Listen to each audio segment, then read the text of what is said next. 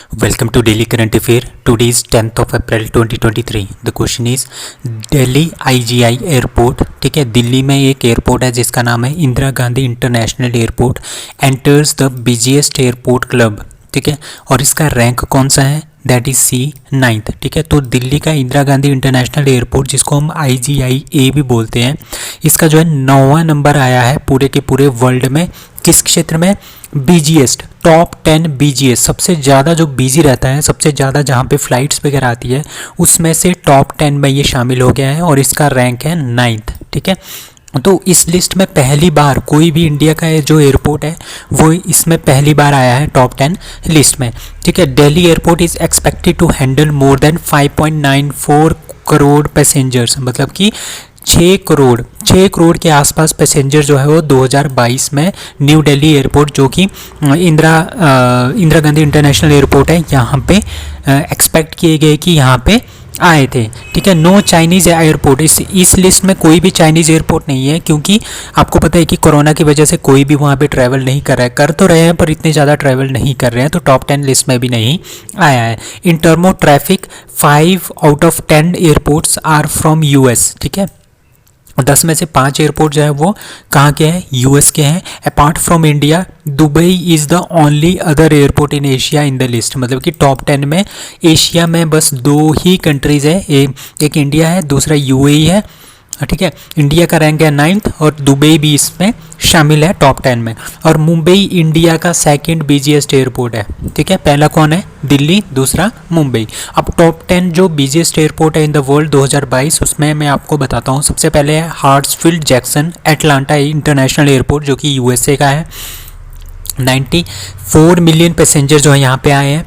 Dallas fort worth airport, Denver airport तीसरे number पे, Chicago ओहारे airport चौथे नंबर पे, दुबई एयरपोर्ट, ठीक है, 5वें नंबर पे है। और हमने अपना याद रखना है Indira Gandhi international airport new Delhi, जो कि इंडिया में तो पहले नंबर पे है पर वर्ल्ड में 9th नंबर पे है in the top 10 busiest airport में।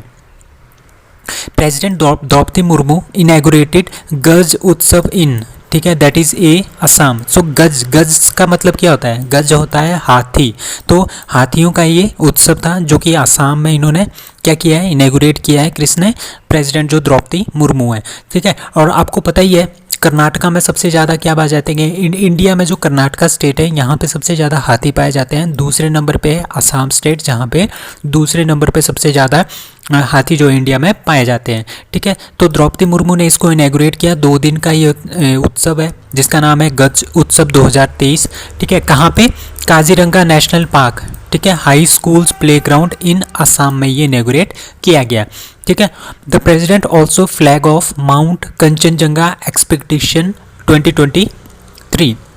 जो काजीरंगा का गज उत्सव है ये एक एनुअल फेस्टिवल है, हर साल ये मनाया जाता है। क्यों मनाया जाता है? ताकि conservation and production of elephants, तो आपको पता है कि काजीरंगा जो नेशनल पार्क है वहाँ पे काफ़ी ज़्यादा हाथी भी हैं, ठीक है, उनके कंजर्वेशन के लिए, उनके प्रोटेक्शन के लिए जो है ये फेस्टिवल मनाया जाता है। तो इट इज़ जॉइंटली, जो ये फेस्टिवल है ये जॉइंटली ऑर्गेनाइज किया गया फॉरेस्ट एंड टूरिज्म डिपार्टमेंट। क्यों? ताकि हम ह्यूमन और एलिफेंट के बीच में जो कॉन्फ्लिक्ट होते रहते हैं ना, मतलब कि जिस तरह से कोई एलिफेंट है वो जंगल से आके ह्यूमन जहाँ पे रहते हैं, इंसान जहाँ रहायशी लोग रहते हैं वहाँ पे आ गए, तो उनके बीच में कॉन्फ्लिक्ट हो गया, जिसकी वजह से क्या हो जाता है? किसी ना किसी की डेथ हो जाती है, ठीक है। तो इस तरह के मामलों को उनकी तरफ अटेंशन ड्रॉ करने के लिए जो है ये फेस्टिवल मनाया गया है। और जो जितने भी हमारे पास एलिफेंट्स हैं उनको कंजर्व करने के लिए, उनको प्रोटेक्ट करने के लिए ये फेस्टिवल मनाया जाता है। तो अभी आपको पता है कि 30 साल होने वाले हैं इस बार प्रोजेक्ट एलिफेंट को, ठीक है। So project elephant started in the year of 1992। Project tiger 1973 में स्टार्ट हुआ था। प्रोजेक्ट एलिफेंट कब स्टार्ट हुआ था? 1992 में। तो Assam has the second largest population of elephants in India after Karnataka, ठीक है। अभी आपको पता है काजीरंगा जो नेशनल पार्क है ये यूनेस्को की वर्ल्ड हेरिटेज साइट में भी आ गया है। So about Assam state, Assam state के बारे में जानते हैं। चीफ मिनिस्टर यहाँ के हेमंत बिस्वा शर्मा जी हैं। Governor Gulab Chand Kataria. Number of district 33। Lok Sabha की सीट्स हैं 14। राज्यसभा की सीट्स हैं 7। स्टेट एनिमल है इंडियन राइनोसोरस। स्टेट बर्ड है वाइट विंग्ड डक। और यहाँ पे नेशनल पार्क्स कौन कौन से हैं?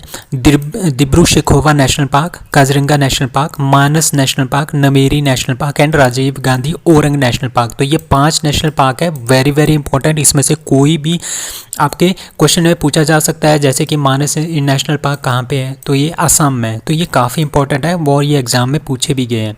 अब फेस्टिवल्स के बारे में जानता है। नॉर्थ ईस्ट की हमारे को पता है कि 7 स्टेट्स हैं, वहाँ पे 7 बहनें जिनको बोलते हैं, उनकी जो फेस्टिवल्स हैं उनके बारे में जानते हैं। असम में जो फेस्टिवल होता है वो होता है माजुली, भगोली, बैशागु, देहिंग पटकाई एंड अम्बुबाची फेस्टिवल। अरुणाचल प्रदेश में रह, बुरीबूट, मयोको, द्री, पोंगटू, मुरुंग, सोलंग, मोपिंग एंड मोपा फेस्टिवल।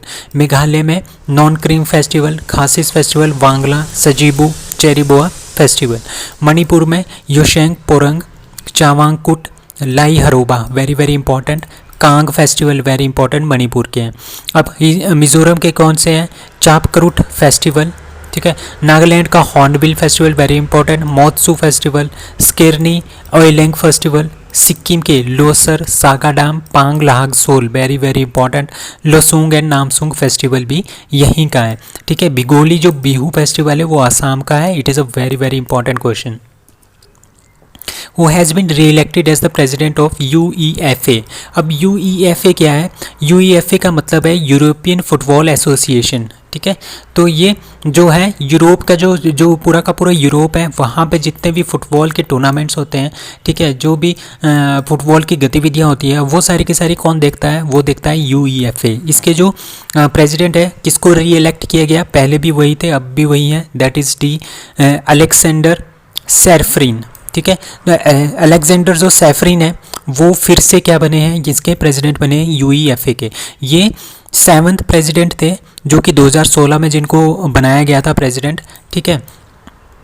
और उन्होंने मिचेल प्लाटिनी को रिप्लेस किया था, ठीक है। उनको फिर से री इलेक्ट कर दिया गया है 2027 तक, ठीक है। 2027 तक ये प्रेसिडेंट बने रहेंगे UEFA के, ठीक है। अपार्ट फ्रॉम यूरोपियन यूनियन, जो यूरोपियन यूनियन है, ठीक है, सॉरी यूरोपियन जो कंट्रीज़ हैं, इसके अलावा जो एशियन कंट्रीज़ हैं लाइक टर्की, अज़रबैजान, जॉर्जिया और कजाकिस्तान, यहाँ पे फुटबॉल का जो रेगुलेशन है वो कौन करता है? UEFA करता है। और अब कुछ और कंट्रीज़ भी इसके अंडर आ रही है, जैसे इसराइल, साइप्रस, अर्मेनिया, ठीक है। ये सारी की सारी कंट्रीज़ जो हैं वो एशियन कंट्रीज़ है, बट ये किसके अंडर आती है? कौन इसको रेगुलेट करता है यहाँ पे फुटबॉल को? That is union of European football associations, ठीक है। तो ये कब बना था UEFA? ये बना था 15 जून 1954 को।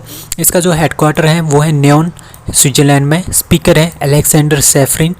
Parent organization that is FIFA, obvious ही बात है। Subsidiary that is UEFA media technologies SA। The union government has approved Indian space policy 2023 on that is 6 April. तो 6 अप्रैल को इंडिया की जो गवर्नमेंट है उन्होंने क्या किया है? इन्होंने अप्रूव किया है इंडियन स्पेस पॉलिसी 2023। अब मैं आपको मोटा मोटा आइडियाज़ के बारे में बताऊंगा। इसका मेन रोल क्या है? इसका मेन रोल ये है कि हमने स्पेस प्रोग्राम, जो हमारे पास स्पेस प्रोग्राम है ना, स्पेस टेक्नोलॉजी है ना, उसको हमने ज़्यादा से ज़्यादा प्रमोट करना है। इसमें हमने बहुत सारी रिसर्च करनी है, एजुकेशन देनी है लोगों को, ताकि ज़्यादा से ज़्यादा स्टार्टअप्स, नए नए स्टार्टअप्स आए स्पेस इंडस्ट्री में, ठीक है। और इस इंडस्ट्री को ज़्यादा से ज़्यादा बढ़ावा मिले। तो ये चीज़ें आपने याद रखनी है, यही इसका मेन मतलब है, ठीक है।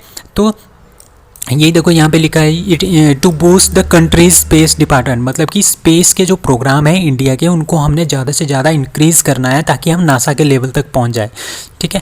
ये आपने याद रखना है। तो इसमें रिसर्च बहुत सारी होगी, एकेडमी हम करेंगे, एजुकेशन देंगे लोगों को, स्टार्टअप्स ज़्यादा से ज़्यादा लोगों को स्टार्टअप्स करने के लिए प्रेरित करेंगे, इंडस्ट्रीज़ स्थापित करेंगे ताकि हम ज़्यादा से ज़्यादा जो अपनी स्पेस, जो हमारे पास स्पेस टेक्नोलॉजी है उसको हम ज़्यादा से ज़्यादा क्या कर सकें? इंक्रीज़ कर सकें, ठीक है। अभी आपको पता है कि इंडिया की प्रोग्रेस स्पेस एक्सप्लोरेशन में बहुत ही ज़्यादा है। चंद्रयान 2 मिशन जो है अभी लॉन्च होने वाला है, ठीक है, लॉन्च हो गया है। और गगनयान मिशन भी हमने लॉन्च किया है, ठीक है। तो अभी क्या है, गगनयान जो मिशन है इसके अंतर्गत हम एस्ट्रोनॉट को स्पेस में भेजने की तैयारी में लगे हुए हैं। तो हमने बहुत ही ज़्यादा जो है अभी तक काफ़ी सारा अचीवमेंट हासिल कर ली है, बट हमने बहुत कुछ अचीव करना है। इसके लिए इंडियन स्पेस पॉलिसी 2023 जो है वो 6 अप्रैल को स्टार्ट की गई। Who tops 2023 Time 100 reader poll, that is see Shahrukh Khan. तो शाहरुख खान जो है वो पहले नंबर पे आ गए हैं टॉप 2023 टाइम 100 रीडर्स पोल में, ठीक है। तो इसमें एक पोल हुआ था, इसमें एक वोटिंग हुई थी जिसमें बहुत सारी सेलिब्रिटीज़ जो है वो शाहरुख खान के साथ compete कर रही थी, like Prince Harry, Lionel Messi, Meta founder Mark Zuckerberg, जिस तरह से ये सारे के सारे जो है इनके साथ इनके साथ जो शाहरुख खान का नाम भी था और उनकी वोटिंग हुई थी, और जिसमें जो है शाहरुख खान जीत गए हैं, ठीक है। शाहरुख खान का इसमें पहला नंबर आया है, ठीक है। This is the significant achievement for the Shahrukh Khan who is hugely popular in Bollywood as well as globally, ठीक है। जो ये टाइम 100 है ना, ये हर साल एक लिस्ट जारी करता है जिसमें टॉप 100 मतलब कि टॉप के जो 100 लोग हैं जो सबसे ज़्यादा इन्फ्लुएंशियल पीपल है पूरे के पूरे वर्ल्ड में, उनकी एक लिस्ट जारी करता है। तो उसी लिस्ट में टॉप 2023 में टाइम 100 रीडर पोल में शाहरुख खान जो है वो पहले नंबर पे आए हैं, ठीक है। तो सबसे पहले जो ये रीडर पोल आया था टाइम 100 का, ये पब्लिश हुआ था 1999 में, ठीक है। Following debate among American academics, politician and journalist, ठीक है। तो जो ये अवार्ड है, जो ये लिस्ट है, ये जारी करते हैं कौन कौन सी फील्ड में, like politics, business, entertainment and activism, ठीक है। तो मतलब कि जो सबसे ज़्यादा पॉपुलर जो लोग होते हैं उनके बारे में ये लिस्ट जो है वो जारी करते हैं। Who takes charge as NRAI president, ठीक है। अब NRAI क्या है? NRAI का मतलब है national rifle association of India, जिसका नाम है NRAI। इसके जो प्रेसिडेंट है वो किसको बनाया गया है?